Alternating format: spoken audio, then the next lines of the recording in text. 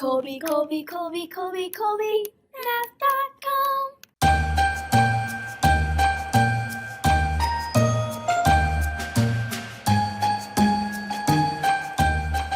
Today we applied the Pythagorean Theorem to 2 points on a coordinate plane to learn the distance formula, and you'll be practicing that on tonight's assignment. But the problems I want to do with you on this video are problems 7 and 8. Problems 7 and 8 are way beyond the scope of 6th grade advanced math. In fact, I don't think you'll be doing this until 8th grade when you're in algebra, possibly some of this next year in 7th grade, but I wouldn't want to be doing all this work with algebraic reasoning and Pythagorean theorem without giving you a little bit of practice with this, because that way the next time you see this it'll be that much more comfortable. Just know that problems 7 and 8 are not the type of problems we're not shooting for mastery on these this year. You won't be tested on them. I just want you to start to see some of this and start to become more comfortable with reasoning algebraically and simplifying radical expressions right now. So you can start to see, I won't take too much time about looking at this example. I'll ask you to look at that example yourself and sort of understand what we're trying to do here. But then we'll practice it with problems 7 and 8. Problem 7 says, oh, and by the way, I'm not going to pause on this one. I'm just going to go straight through, and you're welcome to just do it along with me and just do your best to understand what we're doing together on this video, and it will benefit you down the road when you're doing this in algebra. Develop a formula for each problem. The dashed lines have been included to help you. There are none on this one, but there are on number 8. An equilateral triangle has 3 sides of the same length. That's why it's called equilateral. Express the altitude h in terms of the side s. And so if it's equilateral and one side is s, all sides are s, then we see there's a right triangle here. We'll be using that right triangle. We have to also notice that if this altitude is perpendicular to this base, it bisects the base, so it cuts it in half. It intersects the base at the midpoint, and so this leg of the right triangle right here would be 1/2 s, or s over 2, s divided by 2. And so now we have enough information to use the Pythagorean theorem on this right triangle that you see on the left. We know the Pythagorean theorem says a squared plus b squared equals c squared. The sum of the squares of the legs of a right triangle is equal to the square of the hypotenuse. And then we can just substitute these algebraic expressions. Let's call this smaller leg a, and so s over 2 squared plus the larger leg b will be represented by the height h. H squared is equal to the hypotenuse squared, which in this case is just s squared. We need to evaluate this exponent first. So s over 2 squared is equal to s over 2 multiplied by s over 2, which is just s squared over 4.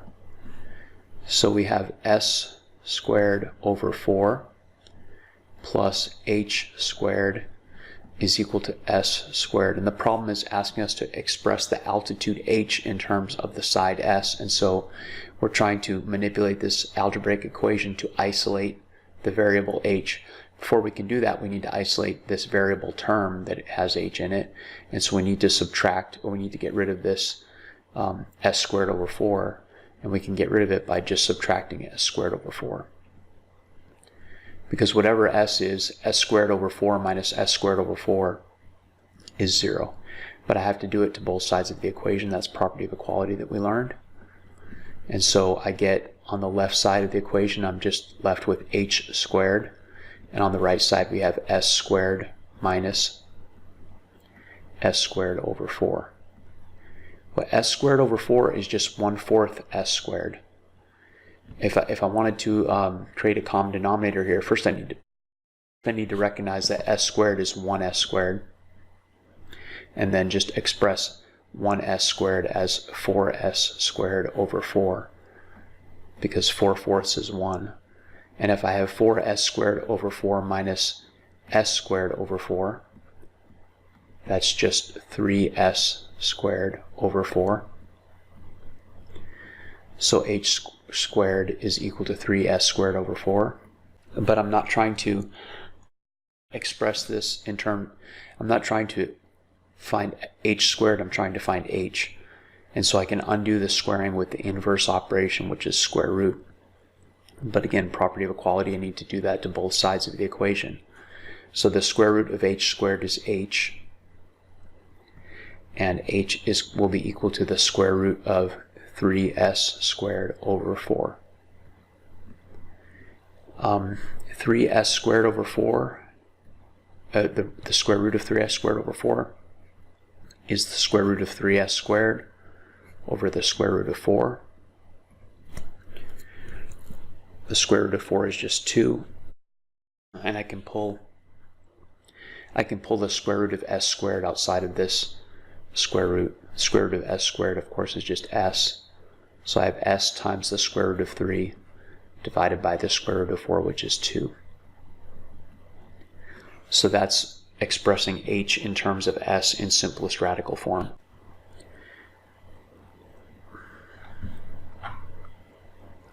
A circle is circumscribed about a square. It's drawn around the square, touching the vertices of the square. Express the radius r of the circumscribed circle in terms of the side s of the square. They've given us a dashed line here to help us visualize this right triangle. And so if this is the radius r, this must also be the radius r. And it's a square, so if this is side length s, this is also side length s. And so then when we substitute these distances into the Pythagorean theorem, each of the legs of that right triangle is r, so I have r squared plus r squared is equal to the hypotenuse squared, which is s squared. R squared plus r squared is just 2r squared equals s squared. And I'm trying to express the radius r in terms of s, so I need to isolate r. First I need to remove this coefficient of 2 by dividing by 2. And of course I need to do that to both sides of the equation, property of equality. And by doing that, we're employing the multiplicative inverse. When you multiply reciprocals, you get a product of 1, because 2 divided by 2 is the same as half of 2, which is 1. So r squared is equal to s squared divided by 2. This one looks much simpler than the last one, and it is until we get to the very end. There's something a little bit tricky that I want you to see. R squared equals s squared divided by 2. But to find r, I need to undo the squaring with the inverse operation, which is square root. And so I get r equals the square root of s squared over 2, which is the same as the square root of s squared over the square root of 2. The square root of s squared, of course, is just s. And square root of 2 is irrational, so we can't do anything with that. The tricky thing about this one is you don't want a radical in your denominator. It's okay in the numerator, but not in the denominator. So we'll use the multiplicative identity. Multiplying by 1 doesn't change the identity or the value of the expression. Square root of 2 over square root of 2 is just a version of 1. And then multiplying by 1 will not change this expression. It will just express it a different way. And so we have s multiplied by the square root of 2 over the square root of 2 squared, which is why we did that, because to get rid of this radical in the denominator, we need to undo the square root, and we undo the square root with the inverse operation, which is squaring. You remember that homework where we had the square root of 7 squared equals 7? Well, the square root of 2 squared equals 2. So this simplifies to s multiplied by the square root of 2 over 2.